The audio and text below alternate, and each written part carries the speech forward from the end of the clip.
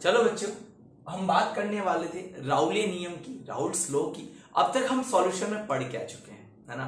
देखो सॉल्यूशन में अब तक हमने ये पढ़ा था, हमने ये देखा था कि वाष्प दाब, द्रव विलयन का वाष्प दाब, जो लिक्विड सॉल्यूशन होता है उसका वेपर प्रेशर क्या होता है, कैसे एक लिक्विड दूसरे लिक्विड को आपस में सॉल्युबल कर लेता है। ये बात हम तक क्लियर कर चुके थे, समझ में आ गई बात। अब जो हम आगे पढ़ने वाले हैं वो है राउल्स लॉ। कुल मिलाकर राउल्स लॉ पढ़ा किसके लिए जाएगा, बहुत ही सिंपल तरीका है, बिल्कुल वही है जो हम पढ़ते आए। ये पढ़ा जाएगा लिक्विड लिक्विड सॉल्यूशन के, कि अगर दोनों के दोनों सॉल्यूशन लिक्विड लिक्विड फॉर्म में है, कहने का मतलब है जो विलायक है, जो विलायक है या जो सॉल्वेंट है, जो विलेय है, वो भी कैसा है, सॉल्यूट है। दोनों के दोनों कैसे हो, लिक्विड फॉर्म में हो। तो जब दोनों लिक्विड फॉर्म में होते हैं तो उसके लिए कौन सा रूल पढ़ा जाता है, राउल्स लॉ पढ़ा जाता है। मेरी बात क्लियर है। लेकिन जब गैस और लिक्विड की बात आती है, किसकी बात आती है, जब हम गैस प्लस लिक्विड की बात करते हैं, ठीक है। जहां गैस अगर आपको याद हो तो क्या थी, सॉल्यूट थी, विलेय थी, ठीक है। और लिक्विड अगर आपको याद हो तो सॉल्वेंट के रूप में काम किया था, इसको हमने विलायक बोला था। जो ये रूल पढ़ा जाता है वो पढ़ा जाता है बच्चों, ध्यान रखना, हेनरी लॉ। किसमें, हेनरी लॉ।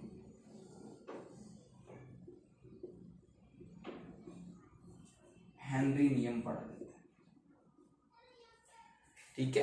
तो देखो गैस या लिक्विड की बात कर ले तो हेनरी लॉ, दोनों लिक्विड हो मतलब विलायक और विलेय दोनों लिक्विड फॉर्म में हो, तो हम कौन से लॉ की बात करेंगे यहाँ पे, हम बात करेंगे यहाँ पे राउले नियम की, राउल्स लॉ की बात करेंगे, राउल्स लॉ की बात करेंगे।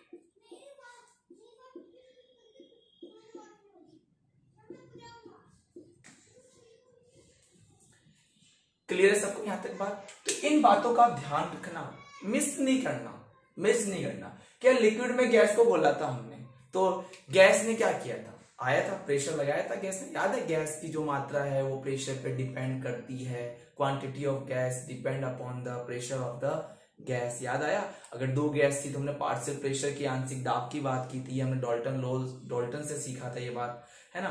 तो देखो ऐसी छोटी छोटी चीजें होती है जो हमें याद रखनी होती है। हमें यही पर हम पढ़ने के बाद हम यही नहीं बता पाते हैं कि यार हेनरी लॉ किसके लिए था और राउल्स लॉ किसके लिए था। तो दोनों अगर लिक्विड फॉर्म में है तो राउल्स लॉ पढ़ते हैं, गैस और लिक्विड फॉर्म में है तो हेनरी लॉ पढ़ते हैं। लेकिन यहाँ पे ध्यान क्या रखना, गैस क्या है, विलेय है, सॉल्यूट है, लिक्विड क्या है यहाँ पे, विलायक है, सॉल्वेंट। मेरी बात क्लियर है बच्चों यहाँ तक, ठीक है। तो ये थोड़ी सी बात आप ध्यान रखना, ठीक है। आगे बढ़ जाओ। अब देखो यहाँ पर दो बातें हो सकती थी, दो बातें क्या होती है आप इसको नोट करो, क्योंकि मुझे इसको हटाना पड़ेगा, फिर दो बातें आपको बतानी पड़ेगी। चलो नोट कर लो फटाफट, जल्दी से नोट कर लो, हो गया होगा तब, ठीक है। तो ये दोनों बातें ध्यान रखना कि सर सॉलिड और लिक्विड का नहीं आएगा, आएगा। जब सॉलिड को लिक्विड में सॉल्युबल करेंगे तो चार प्रॉपर्टीज पढ़ेंगे, ठीक है। याद है चार्ट में चार प्रॉपर्टीज दिखाई थी यहां नीचे की तरफ, फ्रीजिंग का, है ना, बॉइलिंग का पढ़ेंगे। चलो ये आप थोड़ी सी बात ध्यान रखना। अब देखो यहां पर मैंने कहा कि दोनों लिक्विड होंगे, एक विलायक और एक विलेय, ठीक है। अब मुझे एक बात बताओ, अगर मैं इनको गर्म करूंगा तो वेपर बनाएंगे। विलायक ऐसा लेना चाहिए जो हमेशा वेपर बनाए, हमेशा अपनी वाष्प बनाए। लेकिन विलेय दो हो सकता है, एक ऐसा सॉलिड हो जाए, एक ऐसा विलेय हो जाए जो अपनी वाष्प बनाए, और एक ऐसा सॉलिड जो अपनी वाष्प नहीं बनाए। तो दोनों कंडीशन में चीजें चेंज हो जाएगी। तो मैंने क्या बोला, यहां दो प्रकार से इसको पढ़ा जाएगा। मैंने पहले ये पढ़ा, एक पॉइंट ये है मेरा यहां पे कि विलायक जो सॉल्वेंट है और बी जो विलेय है, जो सॉल्यूट है, ठीक है। दोनों के दोनों वॉलेटाइल नेचर की हो। कैसे नेचर की हो, वॉलेटाइल नेचर की, वाष्पशील हो। ये भी वाष्पशील हो, ये भी वॉलेटाइल नेचर का हो और ये भी कैसा हो, वाष्पशील, ये भी वॉलेटाइल का नेचर। समझ में आ गई बात सभी को? क्लियर हो सब आराम से? कोई दिक्कत कोई परेशानी नहीं है? तो यहां जो फॉर्मूला निकल के आता है वो निकल के ये आता है। कैसे आया मैं डिस्कस करूंगा, और कहते हैं ना फॉर्मूला पहले याद होना चाहिए, ठीक है। तो इसका जो फॉर्मूला निकल के आता है P equals to P not x B, bracket बनाओगे आप लिखोगे यहाँ P not B minus P not A. ये फॉर्मूला कैसे बना मैं बिल्कुल यहां पर आऊंगा, यहां पर ये सब क्या है मैं सब कुछ आपको दिखाऊंगा, लेकिन अभी नहीं, थोड़ा रुक के, ठीक है। अभी हमें थोड़ा सा पता होना चाहिए कि हम किसकी बात कर रहे हैं, ठीक है। अगली जो हम बात करेंगे बी पॉइंट की, इसमें वापस से हम क्या लेंगे, विलायक, हम लेंगे सॉल्ट, ठीक है। और इसके अंदर हम क्या लेंगे, विलेय, क्या लेंगे हम लोग, सॉल्ट। और यहां हम एक बात मानेंगे, यहां पर हम ये मान लेंगे, हम ये जान लेंगे, ये कैसा हो, वाष्पशील, वॉलेटाइल नेचर का। भाई ये तो वॉलेटाइल नेचर का होगा ही होगा, दोनों कंडीशन में विलायक कैसा होता है, वॉलेटाइल नेचर का होता है। लेकिन जो विलेय है वो कैसा हो, अवाष्पशील, अवाष्पशील, नॉन वॉलेटाइल नेचर का, ठीक है। तो ऐसी कंडीशन में क्या होगा, समझ में आ गई बात सभी को? ऐसी कंडीशन में जो फॉर्मूला बन के आता है वो ये आता है एक्स बी इक्वल्स टू, ये सब क्या है मैं भी समझा दूंगा, P not A minus P upon P not. ये फॉर्मूला कैसे आया हम इन्हीं को तो निकालेंगे, हम इन्हीं को तो समझें। समझ में आ गई मेरी बात कि मैं क्या कर रहा हूं, ठीक है। तो ये आपको सिर्फ ये समझना था, ये फॉर्मूला से भी आपको याद रखना है। ये फॉर्मूला कैसे निकाला मैं उसी पे भी आऊंगा, ठीक है जी। तो मैंने कहा लिक्विड जो विलेय है, जो सॉलिड, वो दो टाइप का हो सकता है, या तो वो अपनी वेपर बनाएगा या अपनी वो वेपर नहीं बनाएगा। तो मेरा जो इसका सॉल्यूशन बना हुआ है, जो मेरा ये सॉल्यूशन है,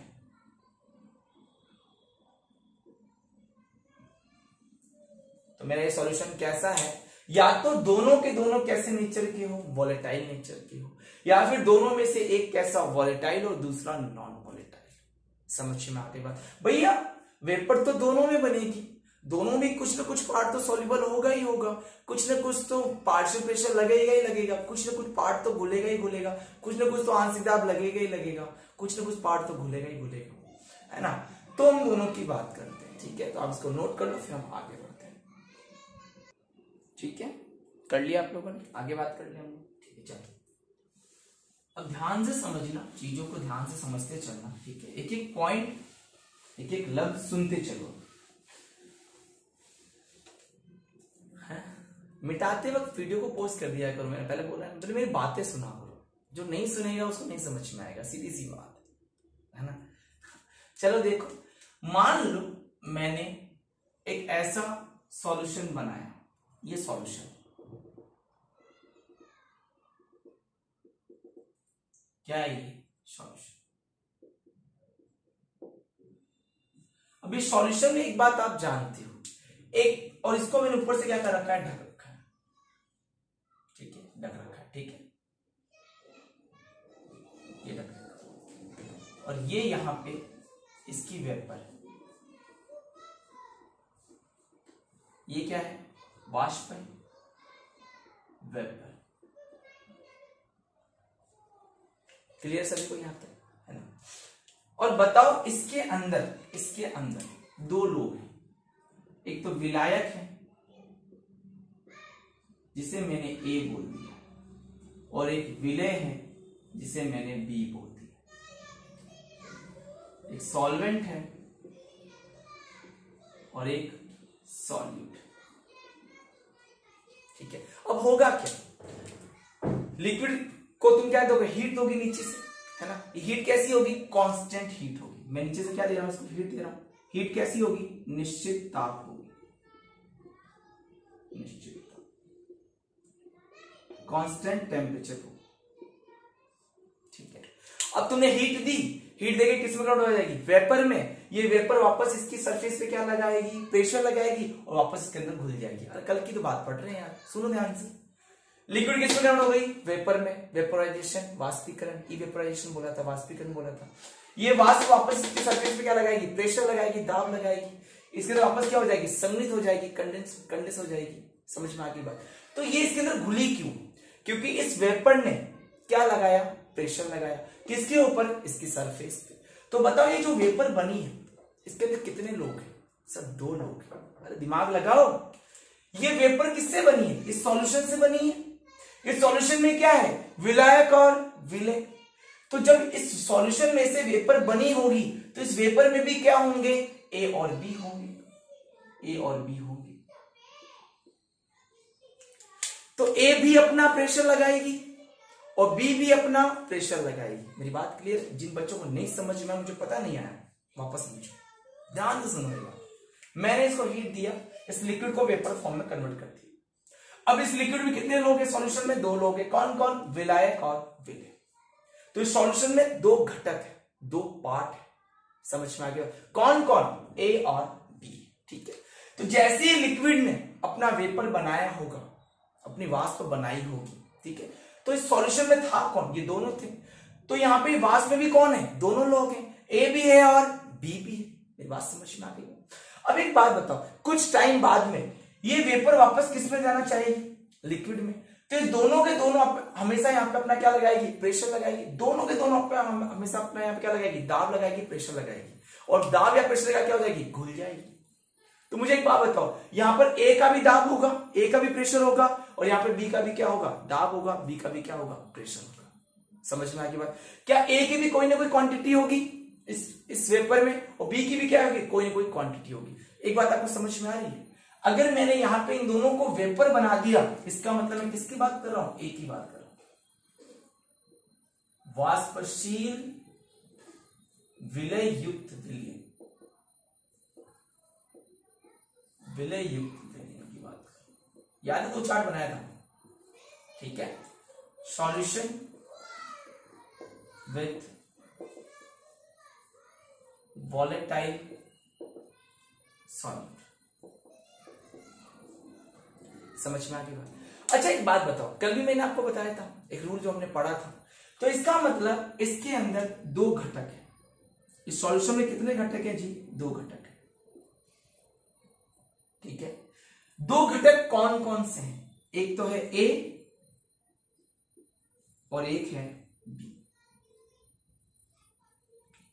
इस सॉल्यूशन में 2 चीजें, ए और बी। अच्छा बताओ, ए का कोई ना कोई प्रेशर होगा, कोई ना कोई वाष्प दाब होगा। तो बताओ ए का वाष्प दाब कितना होगा। जो अगर मैं आपसे पूछूं ए का वेपर प्रेशर कितना होगा और यहां पे बी का वेपर प्रेशर कितना होगा। समझ में आ गई बात। तो मुझे एक बात बताओ, है ना, यहां पे अगर 2 गैस हैं और दोनों का प्रेशर है, तो आप उसको प्रेशर से अनाउंस करते हो, प्रेशर बोलते हो, उसको आंशिक दाब बोलते हो। जी सर, हम उसको आंशिक दाब या पार्शियल प्रेशर बोलते हैं। तो बताओ क्यों बोलते हो, क्योंकि डाल्टन ने बोला था अगर 2 या 2 से ज्यादा गैसेस हैं तो वो सभी अपना क्या लगाएगी, आंशिक दाब या पार्शियल प्रेशर लगाएगी। समझ में आ गई। डाल्टन सामने बात बोली, डाल्टन का आंशिक दाब का नियम, partial pressure rule of Dalton, ठीक है। तो अगर ये 2 गैसें हैं, 2 वेपर है, ठीक है, तो इन दोनों का क्या होगा, पूरा दाब या पार्शियल, पार्शियल होगा। तो ए का पार्शियल प्रेशर कितना हो जाएगा, पी ए। समझ आएगा। और बी का पार्शियल प्रेशर कितना हो जाएगा, पी बी। तो यहां पे पी और पी बी क्या है, partial pressure of A and B. यहां पर लिख लेना पी ए और पी बी, पी ए और पी बी, ए व बी का आंशिक दाब है, आंशिक दाब, ए व बी का पार्शियल प्रेशर। तो यहां पे 2 तरह के प्रेशर लगेंगे, एक लगेगा पीए और एक लगेगा पी। समझ में आ गई बात। अरे यही प्रेशर तो इन वेपर्स को वापस किस में घोलने की कोशिश करेगा, लिक्विड में घोलने की कोशिश करेगा। तो बताओ यहां पर ए की भी कोई ना कोई वैल्यू होगी, बी की भी कोई ना कोई वैल्यू होगी, और आपको मैंने बता रखा है अगर ए और बी को अगर वैल्यू बताना है तो बताओ, अगर दो से ज्यादा लोग होते तो वैल्यू को कैसे डिफाइन करते हो, उनकी क्वांटिटी को कैसे दिखाते हो, मोल भिन्न से, मोल फ्रैक्शन से। दोनों के प्रेशर को कैसे दिखाया, बच्चे नहीं पढ़ाने देते हैं यार, इतना चिल्लाते, इतना शोर शराबा करते हैं, मैं क्या बताऊं, कुछ बोल भी नहीं सकते हैं। मैं कहा था, मैं यहां था। तो मैंने कहा सबसे पहले सिंपल तरीके से, या लिक्विड था, लिक्विड अपनी वेपर बनाई, है ना। कौन सी क्रिया हुई यहाँ पे, वाष्पीकरण, इवेपोरेशन हुआ। ये वाष्प वापस किसमें घुल जाएगी, पानी में घुलेगी। ये प्रोसेस क्या कहलाता है, कंडेंसेशन कहलाता है। समझ में आ गई बात, संघनन कहलाता है। लेकिन कब घुलेगी, घुलेगी क्यों, पहली बात क्योंकि दोनों के दोनों यहाँ पे जो विलायक और विलय हैं, ये दोनों के दोनों कैसी अवस्था में है, वाष्पशील अवस्था में। ये भी अपनी वाष्प बनाएगा और ये भी अपनी क्या बनाएगा, वाष्पशील। दोनों के दोनों कैसी है, वाष्पशील। दोनों के दोनों वोलेटाइल नेचर के, वोलेटाइल नेचर के। तो अगर ये वोलेटाइल नेचर के हैं तो बताओ दोनों के दोनों अपनी क्या बनाएंगे, वाष्प वेपर बनाएंगे। तो मैंने कहा ए का वेपर प्रेशर कितना होगा, पी, मतलब उसके आंशिक दाब की बात करूंगा। भाई दोनों का प्रेशर लगेगा, अगर दो प्रेशर लग रहे हैं, दो गैस है यहाँ पे, दो या तीन से ज्यादा गैस हैं, तो आप जानते हो सबका क्या लगता है, पार्शियल आंशिक दाब लगता है। और यहाँ पे मैंने बोला ए का आंशिक दाब पीए और बी का आंशिक दाब पीबी। तो यहां तक आपको समझ में आ गया होगा कि हाँ सर फॉर्मूले में पी और पीबी था। इसका मतलब पीए क्या है, ए का आंशिक दाब, ए का पार्शियल प्रेशर, और बी क्या है यहाँ पे, सॉरी पीबी क्या है यहाँ पे, बी का आंशिक दाब या बी का पार्शियल प्रेशर। क्या मेरी बात सबको क्लियर है यहाँ तक, ऑल क्लियर है बच्चों, ठीक है। चलो फिर मैंने आपको एक बात बोली, अरे यार प्रेशर तो लगाएगी गैस, है ना अपना, ठीक है, लेकिन ये कितना बोलेगी, कोई ना क्वांटिटी भी तो है।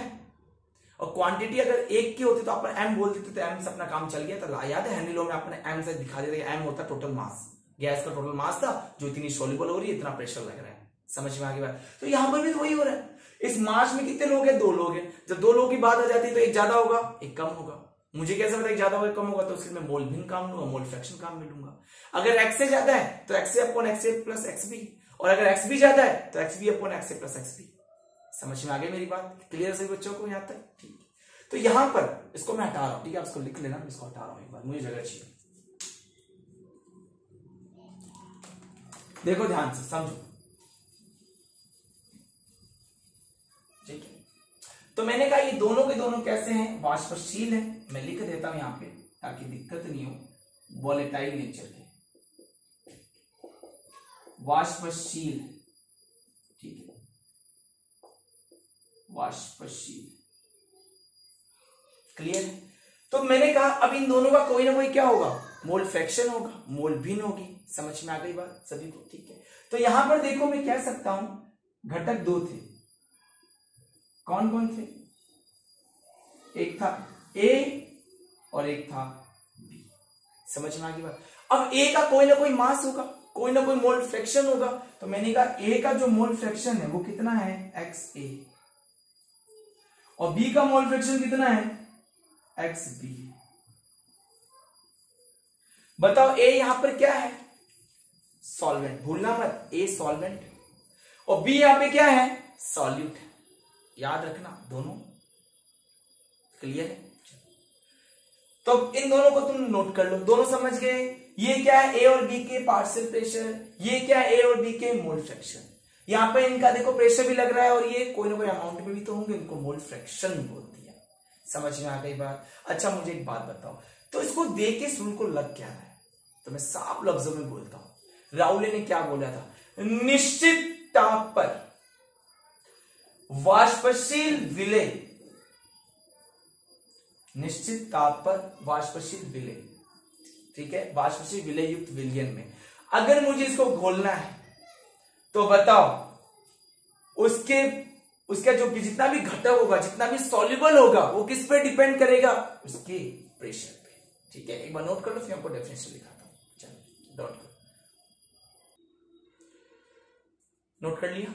चलो अब आप डेफिनेशन लिखो। देखो राउले नियम के अनुसार, पहले हिंदी मीडियम में लिख दो, राउले नियम के अनुसार निश्चित ताप पर वाष्पशील विलय युक्त विलयन, वाष्पशील विलय युक्त विलयन, वाष्पशील विलय युक्त विलयन में देखना प्रत्येक घटक का आंशिक दाब निश्चित ताप पर, वाष्पशील विलय युक्त विलयन में प्रत्येक घटक का आंशिक दाब, प्रत्येक घटक का आंशिक दाब उसमें उपस्थित घटक के मोल भिन्न के समानुपाती होता है। भाई जितनी वेपर बनेगी, जितना प्रेशर लगेगा, एक दूसरे क्या हो जाएंगे, प्रोपोर्शनल। समझ में आ गई बात? ठीक है। इंग्लिश मीडियम वाले को according to Raoult's law the partial pressure of each component, the partial pressure of each component, क्या बोला इसको, component, partial pressure of each component of a solution at constant pressure is directly proportional to the each component of mole fraction, each component of mole fraction. समझ गए ना, simple सी बात है भैया। अगर इसको खोलना है तो बताओ ये दोनों एक दूसरे पे क्या करेगी, डिपेंड करेगी। भाई जितना प्रेशर लगेगा उतनी वैल्यू क्या हो जाएगी, खुल जाएगी। सिंपल सी बात है, ठीक है। चलो जी, लेकिन ध्यान रखना किसकी बात कर रहे हैं, वाष्पशील विलय की बात कर रहे हैं, ठीक है। चलो मिटा दो मैं इसको, समझ गए सभी लोग। अब मैं आगे, अब उस पे आते हैं जो हमने अब तक पढ़ा था, ठीक है। अब हम इसका फॉर्मूला निकालते हैं। ए की बात किया हमने, ठीक है। ए क्या क्या निकाला, ए क्या था अपना, ठीक है, कि जो भी विलायक का जो विलय लिया हमने, जो भी हमने विलायक और विलय लिया है, दोनों के दोनों कैसे हैं, वाष्पशील हैं, वोलेटाइल नेचर के, ठीक है। तो ध्यान से चीजों को समझो और देखो। मैंने कहा पीए, ए का आंशिक दाब, ए का पार्शियल प्रेशर किस पे डिपेंड करता है, उसके मोल फ्रैक्शन पे डिपेंड करता है, उसके मोल भिन्न के समानुपाती होता है। अभी तो आपने बोला each component partial pressure of a solution is directly depend upon the mole fraction, है ना। किसी भी विलयन का जो दोनों वाष्पावस्था में होते हैं, उसका पार्शियल प्रेशर उसके मोल भिन्न के क्या होता है, समानुपाती। अब मैंने एक्स से क्यों लिया, कि मैंने एक बार मान लिया एक्स से ज्यादा हो सकता है और एक बार एक्स भी ज्यादा हो सकता है, दोनों में से किसी की भी वेपर ज्यादा हो सकती है, ठीक है। अब देखो ये हटेगा, और हटेगा तो क्या आएगा, कोई ना कोई कांस्टेंट, तो पी ए इक्वल्स टू आया P not A x A.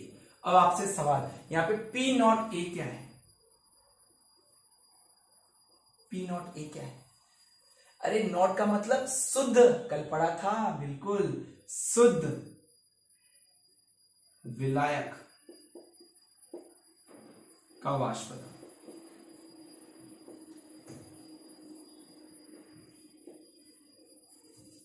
Vapour pressure of pure solvent लिख लोगे, vapour pressure of pure solvent. तो ये मेरा एक फॉर्मूला बनके तैयार हो गया। लेकिन मुझे एक बात बताओ, इसमें कितने कंपोनेंट है, कितने घटक है, दो हैं, तो दूसरे की भी बात कर लेते हैं। ये दूसरा ये रहा, क्या आ गया, पीबी इक्वल्स टू क्या आ जाएगा, एक्स बी। ये हटेगा, क्या आ जाएगा, PB equals to P naught B X. समझ में आ गई बात सभी को, ठीक है। तो इसको आप शुद्ध वाष्प दाब बोल दो, बोलिए ना। तो यहाँ पे पी नॉट बी क्या है, शुद्ध वाष्प दाब है, pure vapour pressure. P naught B क्या है यहाँ पे, प्योर वेपर प्रेशर, शुद्ध वाष्प दाब। तो मैं एक लाइन में बोल देता हूं ना, मैं एक लाइन में बोल देता हूं इस चीज को, मैं एक लाइन में ये बोल देता हूं कि जो यहाँ पे पी नॉट ए है और जो पी नॉट बी है, वो शुद्ध अवस्था में वाष्प दाब है, वाष्प दाब किसके, ए और बी के, क्लियर है? इंग्लिश स्पीड में लिख दो P and B equal to करके लिख देना, है ना, pure vapour pressure of A and B. ठीक है, मैं लिख देता हूं, यहां पे लिख देता हूं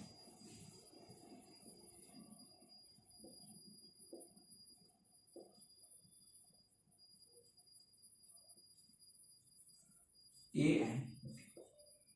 ठीक है, या फिर ऐसे बोल देना यहाँ पे पीए के और पीबी के, या फिर ऐसे बोल देना पीए के और पीबी के। ठीक है, क्लियर है यहाँ तक सभी को? ठीक है, पी और पीबी के क्या है? प्योर प्रेशर, प्योर क्या है? प्योर वाष्प दाब है। ठीक है, चलो तो मैंने इसको इक्वेशन नंबर 1 बोल दिया इसको, और इसको इक्वेशन नंबर 2 बोल दिया। अब अगर मैं आपसे पूछूं विलियन का टोटल वाष्प दाब कितना है? विलियन का वाष्प दाब कितना है? विलियन का वाष्प दाब,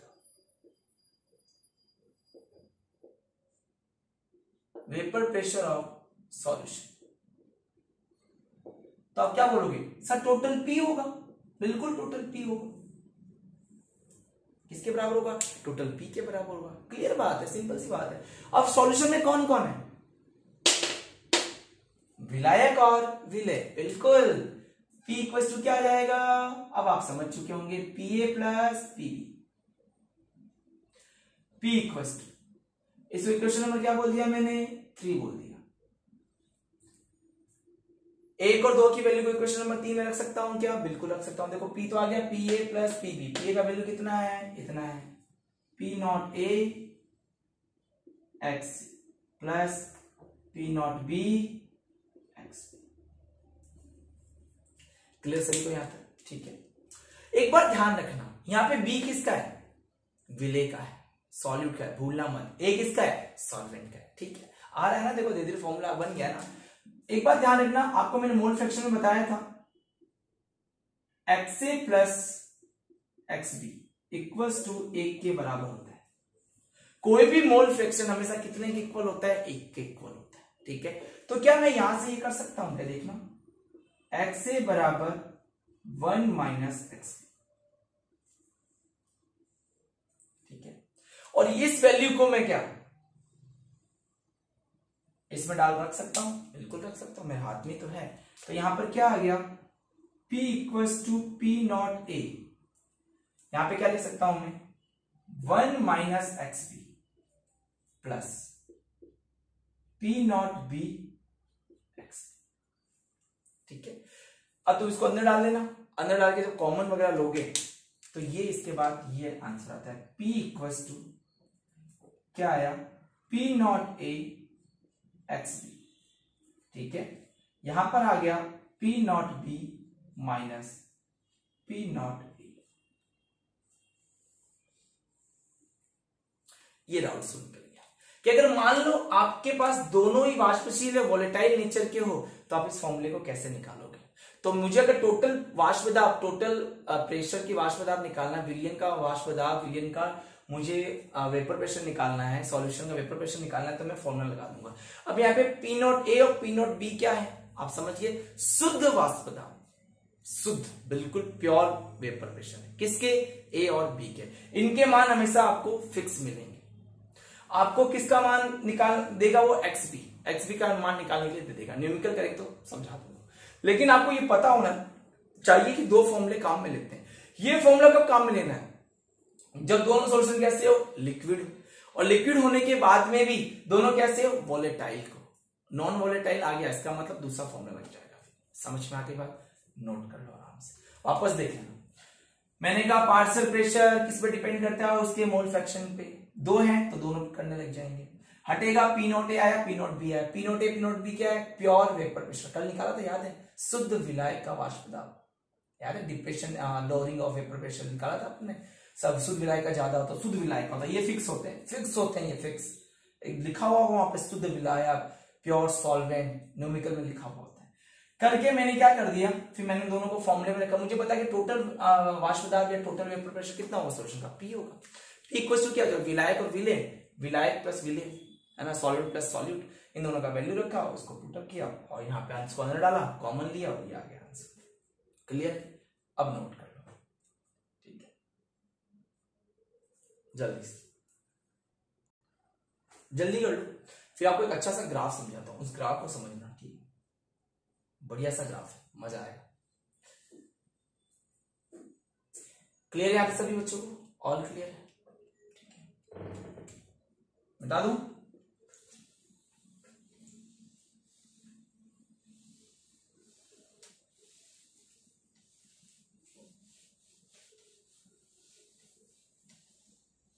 अब एक ग्राफ देखो सभी, है ना?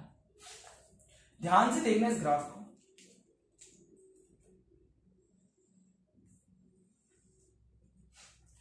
मैंने एक ग्राफ खींचा पी ए के बीच में, ठीक है, और एक ग्राफ खींचा मैंने एक्स ए के बीच में। ठीक है, समझ में आ गई?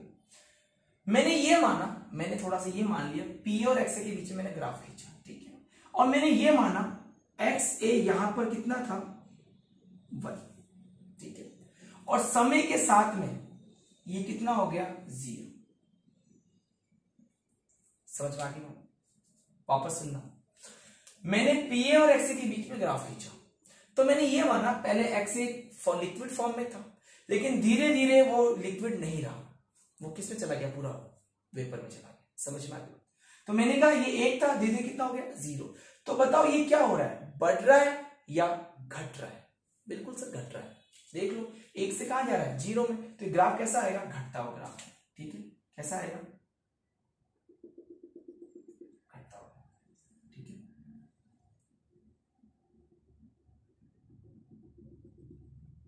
घटता हुआ ग्राफ। ठीक है, और मैंने एक बात और मानी, मैंने एक ग्राफ और खींचा इसी के अंदर। ठीक है, मैंने ये मान लिया, इस बार मैंने क्या किया, इस बार मैंने खींचा पीबी के बीच। ठीक है, किसके बीच में लिया मैंने, पीबी के बीच में लिया। समझ में आ गई बात? मैंने यहां पे ये मान लिया, यहां पे एक्स बी 1 है और यहां पर एक्स बी कितना है 0 है। समझ में आ गई बात? तो मतलब ये 0 से कहां जा रहा है 1 में जा रहा है। तो बताओ 0 से जब 1 में जा रहा है तो ग्राफ क्या होगा, बढ़ेगा। ये लो ये बढ़ गया, ध्यान समझना। समझ में आ रही बात यहां तक? क्लियर है? ठीक है, यहां पर जो ये ग्राफ है ना, इनके वेपर प्रेशर में है, ठीक है, इनके आंशिक दाब में। ठीक है, तो मैंने ये देखा कि जब मैं एक्सिस से 1 से जब 0 गया तो ग्राफ क्या हो गया, देखो क्या हो गया, घट गया। देखो घट गया। अरे दो ग्राफों को जोड़ रहे हैं, कुछ नहीं, वापस देखना। 1 से कहां जा रहा है 0 में, तो क्या हो गया, ये घट गया। ये 0 से कहां जा रहा है 1 में, तो बी क्या हो गया, बढ़ गया। तो ये क्या है, पीबी नॉट, और ये क्या है, पी नॉट। समझ में आ गई बात? अच्छा मुझे बताओ, इस लाइन की अगर मैं बात करूं, इस लाइन की, ठीक है, तो इस लाइन में पी ए बराबर क्या था, पी नॉट ए एक्स। ठीक, और अगर मैं इस लाइन की बात करूं तो बताओ यहां क्या था, PB equals to P naught B plus X. सभी को क्लियर है? क्या सभी बच्चों को यहां तक क्लियर हो गया? लेकिन एक बात बताओ, अगर मैं आपसे एक चीज पूछूं, क्या पूछूं मैं आपसे, पूछना भी जरूरी है। अगर मैं आपको ये बोलूं कि यहां से यहां तक, ये मतलब ये जो पूरा स्लोप जा रहा है, ये क्या है, टोटल का P A plus P B. अरे यहां से लेके यहां तक का ग्राफ क्या है, पूरे सॉल्यूशन का है। समझ में आ गई बात? इसको नोट कर लो। जिसको नहीं आया मैं वापस से समझाता हूं। अरे मैं समझाऊंगा, आएगा, मैं कह रहा हूं ना आएगा, करो। सिंपल सा है, क्या है, एक्स बी बराबर 1 था, कुछ समय बाद 0 हो गया। ठीक है, किस तरह एक्स बी इधर 1 के लिए 0 क्यों नहीं किया, तो ग्राफ दोनों अच्छा ही लगता है, इसलिए अलग अलग बनाया, ग्राफ अलग अलग है ना।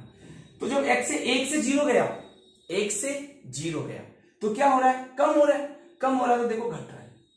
देखो ये घटता हुआ ग्राफ होता है, देखो ये रहा। समझ में आ गई बात? अरे यहाँ पे एक्स क्या था 1, यहाँ पे एक्स क्या था 0, घट गया। लेकिन दूसरे ग्राफ में देखो क्या किया, देखो एक्स भी कितना था 0 और एक्स भी कितना था 1, तो देखो 0 से 1 में जा रहा है तो बढ़ रहा है। देखो यहाँ पे कितना था एक्स भी 0, यहाँ कितना एक्स बराबर 1, तो बताओ क्या हो जाएगा, बढ़ जाएगा। यही तो किया है, देखो दोनों को उठाया और ऐसे करके जोड़ दिया, बस। अरे इसको ऐसे पलट दिया, जोड़ दिया, बस। दोनों को ये दोनों ग्राफ दिख रहे हैं ना, तुम्हें दोनों ग्राफ बढ़ा लेना पड़ेगा, ठीक है, कोई दिक्कत नहीं है। ये दोनों ग्राफ को जोड़ा हुआ है, ये पी नॉट ए और ये पी नॉट, ठीक है। दोनों ग्राफ में मैंने क्या कर दिया, जोड़ दिया, ठीक है। देखो ये बढ़ता हुआ, ये बढ़ता, एक्स भी 0 से 1, 0 से 1, और 0 घटता हुआ, देखो घटता हुआ। समझ में आ गई बात? अब देखना ये दोनों ग्राफों को ये से जोड़ के बनाया हुआ, समझ में आ गया? अब नोट कर लो। क्लियर है सभी को? कैसे किया है, जल्दी करो। समझ गए होंगे अब तुम, है ना? ठीक है, बढ़िया बात, अच्छे समझदार हो। कर लो, दोनों ग्राफ बना लो, फिर आगे बढ़ जाते हैं। फिर आगे एक और पॉइंट बाकी है ना, उसकी बात करेंगे। हो गया है तो हटा दूं मैं, तो ये दोनों ग्राफ आप लोग ध्यान रखेंगे। अब हम पढ़ने वाले बी वाला, बी वाला ध्यान समझना। देखो बी वाला एक्चुअल में राउल्ट्स फ्लो था, वो लिक्विड के लिए पढ़ा जाता है। लेकिन मैंने यहां पे एक बात बोली थी, आपको याद हो तो, विले और विलायक।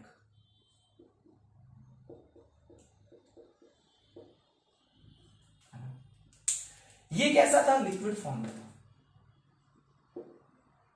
ठीक है, और ये कैसा है, वाष्पशील है, वॉलेटाइल। अब देखो ये विले है ना, ये वाला विले, एक्चुअली में अगर इसको मैं लिक्विड बोल दूं, मान लो, तो लिक्विड तो कंफर्म अपना वेपर बनाएगी, फिक्स है ना, अपना वेपर बनाएगी बनाएगी। पर मुझे इसको कैसा रखना है, अवाष्पशील रखना है, नॉन वॉलेटाइल रखना है। अगर मुझे इसको अवाष्पशील नॉन वॉलेटाइल रखना है, तो इसका क्या होना जरूरी है, इसका सॉलिड फॉर्म में होना जरूरी, ठोस फॉर्म में होना जरूरी है। सर ये क्या बोल गए, अभी आपने बोला था कि हमने राउल्ट्स और लिक्विड के लिए पढ़ा था, बिल्कुल पढ़ा था, लेकिन ये सोचा गया, क्या पता अगर ये लिक्विड में अगर मैं सॉलिड को डालूं तो क्या राउल्ट्स लॉ पे क्या इफेक्ट पड़ जाएगा। मेरी बात समझ में आ रही, मेरी बात सुनना ध्यान से। हमने दो फॉर्मूले पढ़े, पहला तो राउल्ट्स लॉ है, कंफर्म है, दोनों ही वाष्पशील अवस्था में कंफर्म राउल्ट्स लॉ है, दोनों लिक्विड फॉर्म में कंफर्म राउल्ट्स लॉ है। सेकंड भी राउल्ट्स लॉ ही है, लेकिन वो किसका हो गया, लिक्विड का और सॉलिड का।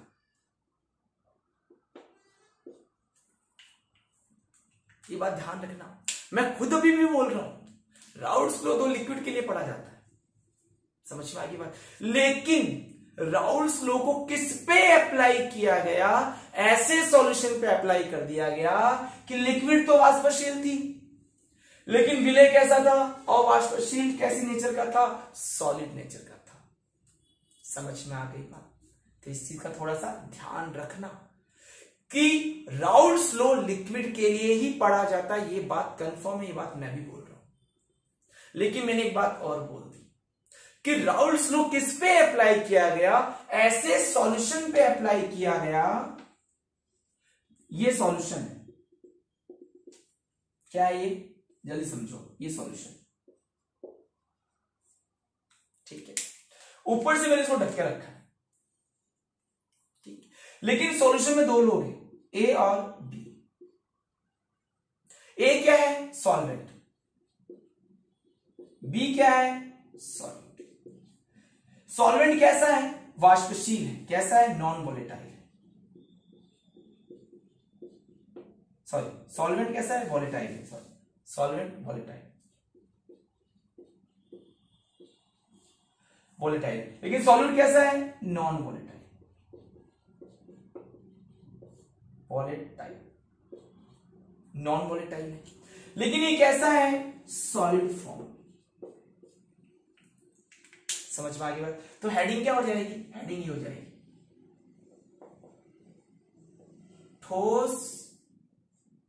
ठोस युक्त अवाष्पशील विलय, अवाष्पशील विलय युक्त विलय।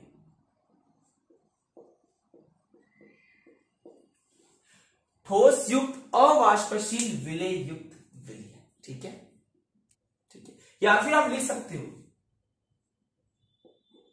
अवाष्पशील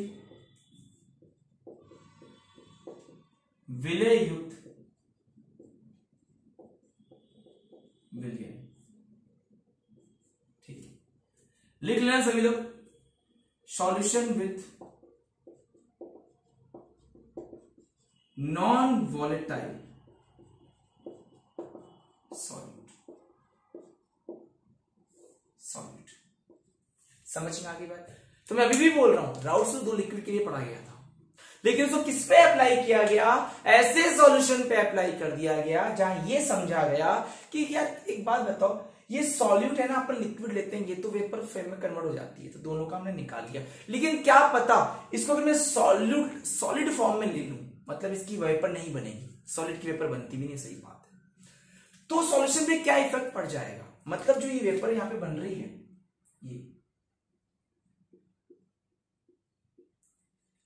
ये वेपर केवल किसकी बनेगी? केवल और केवल सॉल्वेंट की बनेगी। किसकी बनी ये वेपर? केवल सॉल्वेंट की बनी, PA की बनी। समझ में आ गई बात? ठीक है, चलो इसको नोट कर लो, फिर मैं आपको और चीज समझाता हूं। इसमें आखिर में निकालना क्या होता है? निकालना ये होता है कि अगर मान लो आपने गिलास पानी लिया, उसमें आपने नमक घोल दिया, ठीक है, अब आपको नमक, आपने इसको गर्म कर दिया, उसकी वेपर बन गई। अब आपको ये निकालना है कि इसमें नमक की वैल्यू कितनी, क्वांटिटी कितनी, उसका मोल फ्रैक्शन कितना है, तो उसके लिए फॉर्मूला काम कर लेते हैं। बस सिंपल सी बात इतनी है, समझ में आ गई बात है ना? कि देखो इसके अंदर लोग कितने, 2 लोग हैं, कौन कौन? XA और XB। लेकिन प्रेशर, पार्शियल प्रेशर केवल किसका लगेगा? PA का लगेगा, A का लगेगा। बस PB अपना पार्शियल प्रेशर लगाएगी क्या? नहीं। क्यों नहीं लगाएगी PB अपना पार्शियल प्रेशर? कोई मुझे बताएगा? क्योंकि उसकी वेपर ही नहीं बन रही है। लेकिन सॉल्यूशन में कंपोनेंट कितने हैं? 2। घटक कितने? 2, XA और XB। तो मुझे यहाँ पे XB का वैल्यू निकालना पड़ता है, इसलिए सब झंझटबाजी कर रहा हूं। ठीक है, एक बार नोट कर लो, फिर मैं आगे बताता हूं कि कैसे करना है। जल्दी करो, क्लियर है यार? ठीक है, तो यहां पर हमने 2 चीजें पढ़ी। क्या पढ़ी मैं आपको बता देता हूं। ठीक है, पहला कि घटक कितने हैं यहां पे? 2, A और B। ध्यान से देखना, कितने कंपोनेंट है यहां पे? A और B। A का कितना पार्शियल प्रेशर है? PA। बिल्कुल सही। क्यों? ये A कैसा है? वाष्पशील है,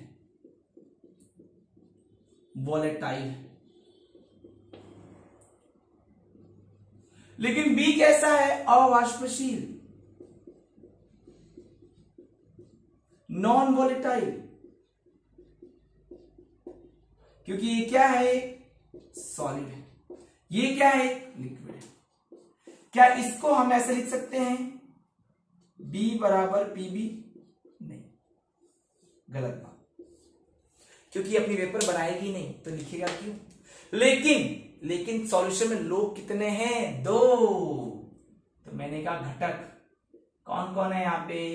A है और B।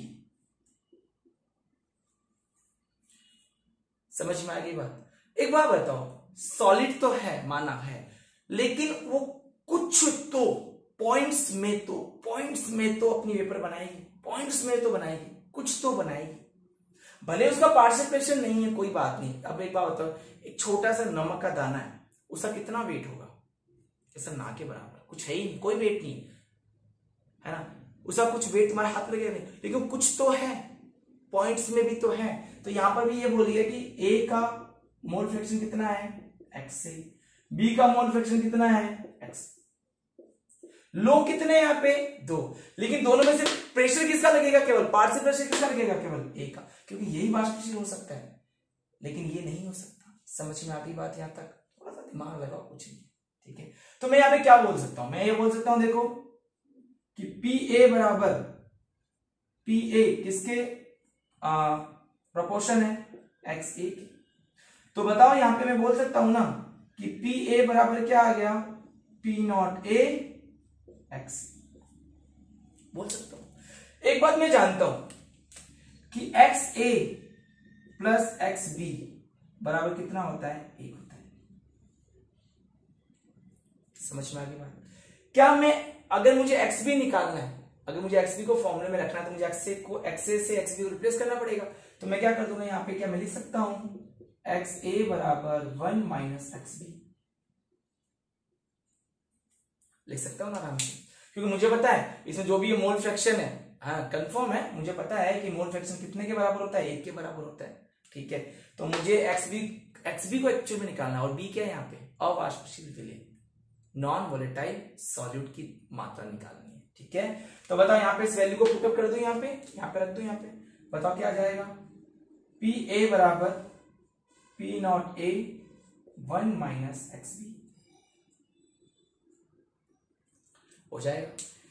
क्या मैं पी नॉट ए को अंदर भेज दूं, है ना, भेज सकता हूं ना। चलो इसको तुम नोट कर लो पहले फटाफट, यहां तक करो फिर मैं आगे करता हूं। ठीक है, इसको मैं हटा रहा हूं, यहाँ पे लिख रहा हूं। ठीक है, अच्छा यहां मुझे एक बात बताना, आप लोगों ने ये फॉर्मूला निकाला, ये पी ए बराबर P not A 1 minus X B, अच्छी बात है, निकाल लिया, खुशी की बात है, बधाई हो। अच्छा मुझे छोटी सी बात ये बता दो आप, अगर मैं आपसे बोलूं कि सॉल्यूशन का वेपर प्रेशर कितना है, सॉल्यूशन का दाब कितना है, तो बताओ आपने उसमें क्या किया था, P equals to P A plus P B किया था। तो यहां पर विलियन का जो दाब है, विलियन का दाब, प्रेशर ऑफ सॉल्यूशन, वो क्या है, P है ना। अब P क्या है, P ए प्लस पी बी, लेकिन यहाँ पी बी है क्या, नहीं है ना, तो किसके इक्वल हो जाएगा, P ए के पास। अरे समझ में आ गई बात मेरे बच्चों, है ना। अरे टोटल प्रेशर सॉल्यूशन कितना होता है, P A plus P B, पहले पढ़ा था, लेकिन यहाँ तो पी बी है ही नहीं, तो ये प्रेशर टोटल किसका हो जाएगा। अरे बात बताओ, एक घर में 2 लोग, एक आदमी कमाता है, तो घर पूरा किस पर डिपेंड है, उस एक आदमी पे, तो वही वाली बात होगी, घर पूरा किस पे डिपेंड है, उस एक आदमी पे। तो क्या मैं पी की जगह पी लिख सकता हूँ क्या, बिल्कुल लिख सकता हूँ। तो पी बराबर क्या आ गया, P not A 1 minus X B, अंदर डाल दो उसको, क्या आ जाएगा, P not A minus P not A X B. ठीक है, अब मैं इसको इधर ले आता हूं, इसको इधर ले आता हूं, P not A X B बराबर पी नॉट ए माइनस, और ये क्या था, याद है किसी को, पी नॉट ए शुद्ध विलाय का वाष्प दाब माइनस टोटल विलयन का वाष्प दाब। अरे देखो देखो, कल ही बताया था, लॉरिंग ऑफ वेपर प्रेशर, है ना, कल ही बताया था। विलयन वाष्प दाब में अवनमन क्या होता है, यही तो होता है वाष्प दाब में अवनमन, lowering of vapour pressure P not A minus P. Copy पन्ना खोलो, या द्रव विलयन का वाष्प दाब पढ़ाए, देखो यहाँ पे कहीं ऐसा लिखा हुआ है, ये क्या था, विलायक का वाष्प दाब, सॉल्वेंट का वेपर प्रेशर। समझ में आ गई बात, लेकिन शुद्ध का है ये, माइनस पी क्या है, टोटल प्रेशर किसका, सॉल्यूशन का, विलयन का। बताओ क्या हो जाएगा, एक्स बी बराबर P not A minus P upon P not. निकाल दिया फॉर्मूला, क्लियर हो सभी बच्चे, आराम से देख लो, आराम से, कोई दिक्कत नहीं, आराम से देख लो यहां से कैसे लेके आया हूं। बस ये ध्यान रखना, इसके अंदर केवल पार्शियल प्रेशर किस पर डिपेंड कर रहा है। ठीक है भाई, यहाँ पे बी का भी कंपोनेंट है और ए का भी कंपोनेंट है, ये बात तो कंफर्म है, लेकिन पार्शियल प्रेशर केवल किस पे डिपेंड करेगा, एक ही कंपोनेंट। अब मैं जानता हूं एक्स ए प्लस एक्स, ये कहां गया, एक्स ए प्लस एक्स बी क्या होता है, एक के बराबर होता है। मुझे एक्स बी को लेके आना है, क्योंकि एक्स बी की वैल्यू को निकालना है, उसके मोल फ्रैक्शन को निकालना, मैं कैलकुलेट कर लूंगा। कैसे कैलकुलेट करेंगे, न्यूमेरिकल्स में आ जाएगा। क्लियर सभी बच्चों को, ठीक है, चलो नोट कर लो फटाफट। क्लियर है, क्लियर है। अब देखो आपको मैं ये चीजें बताता हूं, यहाँ पर क्या है, समझो ध्यान से। एक्स बी क्या है, एक्स बी अवाष्पशील विलेय के मूल पे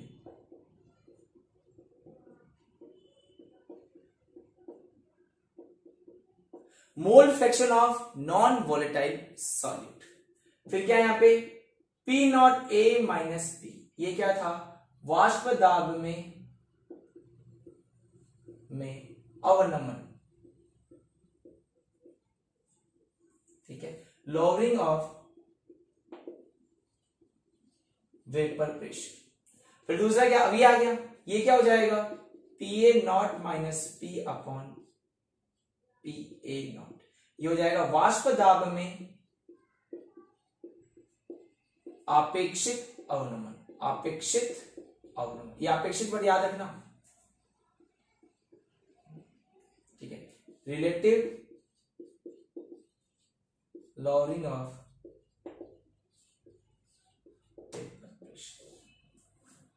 क्लियर, सही बच्चों को यहां तक बात, ठीक है। दो फॉर्मूला निकाल दिए। मैं फिर बोल रहा हूं राउल्ट्स लॉ दो लिक्विड के लिए पढ़ा गया था, दोनों लिक्विड फॉर्म, दोनों ही वाष्पशील के लिए था, ठीक है।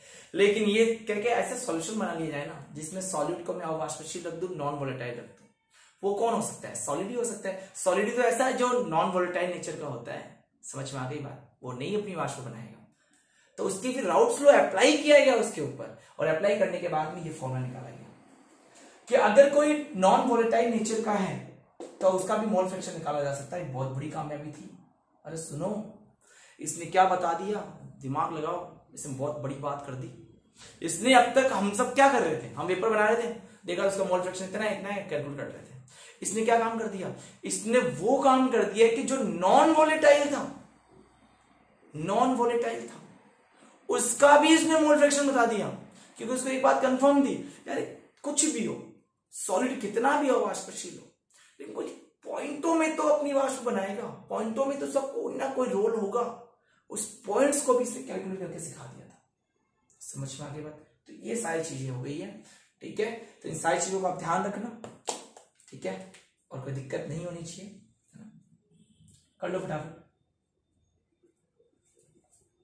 तो आपको ये दोनों फॉर्मूले याद हो गए होंगे, आई थिंक हो जाने चाहिए। बस यहां पे ध्यान क्या रखना, पहले वाले में P बराबर क्या था, PA प्लस PB, क्योंकि दोनों ही वाष्पशील थे, दोनों ही वोलेटाइल थे। लेकिन यहां पर केवल इक्वल, पहले दो लोग कमा रहे थे तो दो लोग के बराबर पूरा घर चल रहा था, लेकिन अब एक ही कमा रहा है तो एक के बराबर ही घर चल रहा है। सीधी सी बात है, समझ में आ रही बात। ऐसे पढ़ रहे हैं, क्या पढ़ा रहे हैं, चलो जी बढ़िया बात। फिर आपके लिए एक सूचना है बढ़िया से, इसको उतार लो, फिर आपको एक सूचना देता हूं मैं, चलो उतार लो। हो गया, ये ध्यान रखना, ये पहले पढ़ाया था वाष्प दाब में अवनमन, भैया शुद्ध का ज्यादा होता है, विलयन का कम होता है। क्यों कम होता है, समझ में आ गई बात। देखो इसने ये प्रूफ भी कर दिया, प्रूफ कर दिया, शुद्ध वाले का ज्यादा होता है वाष्प दाब, वेपर प्रेशर प्योर वाले का ज्यादा होता है, सॉल्यूशन के वाष्प दाब कम होता है। क्यों, क्योंकि विलय अवाष्पशील था, पूरे पार्ट को जाने नहीं दिया सरफेस से, याद है कल समझाया था लास्ट वाली वीडियो में, ठीक है। चलो रहने देता हूं मैं इसको, ठीक है। और सुनो, संडे को टेस्ट हो सकता है, 9 बजे लाइव रहेंगे, बढ़िया टेस्ट लेंगे, ठीक है। तो 9 बजे संडे को सब लाइव रहना, ठीक है। जैसे लास्ट टाइम आप आए थे सारे बच्चे, इन्फॉर्मेशन तो ब्लूप्रिंट था 12th क्लास का, उस वक्त लाइव टेस्ट चलेगा। पर सब्जेक्ट का जो भी टॉपिक्स है आपको मैंने पढ़ा दिए, सारे टॉपिक्स का टेस्ट होगा, तो सारे बच्चों को टेस्ट देना अनिवार्य है, खासकर बायोमॉलिक्यूल, पॉलीमर, ठीक है। ABC टाइप क्वेश्चंस रखूंगा, ठीक है ना, कोई दिक्कत नहीं होगी, आप ABC में आंसर करना, ठीक है। तो सभी लोग उसको ज्वाइन करना, 2 घंटे का हो सकता है, 1 घंटे का लेंगे, ज्यादा नहीं लेंगे, 1 घंटे का टेस्ट होगा। क्लियर से बच्चों को यहाँ तक बात, ठीक है। तो थोड़ा सा पढ़ाई करो, है ना, बहुत अच्छे दिन चल रहे हैं, बहुत अच्छे दिन बिता लिया आप लोगों ने, है ना। आप रेगुलर पढ़ाई करो, आई थिंक सॉल्यूशन अच्छे समझ में आ रहा है ना, आई थिंक आना चाहिए यार, क्योंकि मैं बहुत आराम से पढ़ा रहा हूँ। बहुत कहते हैं ना काइनेटिक्स के क्वेश्चन बाकी है, आई नो दैट, मैं जानता हूँ केमिकल काइनेटिक्स के क्वेश्चन बाकी है, कोई बात नहीं, मैं करवा दूंगा, मैंने बोला मैं करवा दूंगा, मैं करवा दूंगा, ठीक है। और कोई दिक्कत नहीं है, ऑर्गेनिक में रिएजेंट्स का पार्ट भी बाकी अपलोड करता रहूंगा, ठीक है, कोई दिक्कत नहीं है, बस आप पढ़ते चलो, हो जाएगा सब कुछ अच्छे से हो जाएगा, कोई दिक्कत वाली बात नहीं है ना। और कोई भी समस्या हो, कोई प्रॉब्लम हो, आप मुझे मैसेज कर सकते हैं, सर ये दिक्कत आ रही है, ये टॉपिक समझ में नहीं आया, ऐसे ऐसे, मैं बिल्कुल बकायदा समझाता भी हूँ, मैं हर एक का रिप्लाई भी करता हूँ, समझ में आ गई बात, है ना। तो कोई टेंशन की बात नहीं है ना, आराम से पढ़ाई करो, मैंने कह दिया ना 100 मार्क्स दिलवा दूंगा, चाहे ऑनलाइन पढ़ाई हो चाहे ऑफलाइन पढ़ाई हो, प्रॉमिस है तुमसे, ठीक है, करवा के रहेंगे, है ना, आपको दिला के रहेंगे। बस यही है, कंडीशन क्या है। अब तो यहाँ पे आप यहाँ फुर्सत है ना, अगर जैसे मान लो टॉपिक समझ में नहीं आया पूरा, तो वापस वीडियो देखो ना, इसमें ये क्या नहीं आया क्या होता है, वापस तो यही समझाऊंगा ना, तो वापस से देखो, नहीं है 3 बार देखो, 4 बार देखो, आ जाएगा, 3-4 बार में तो अच्छी रहती है, समझ में आ गई बात। चलो आज के लिए इतना बहुत है, फिर नेक्स्ट वीडियो में बात करेंगे हम लोग नए रूल्स की। बाय।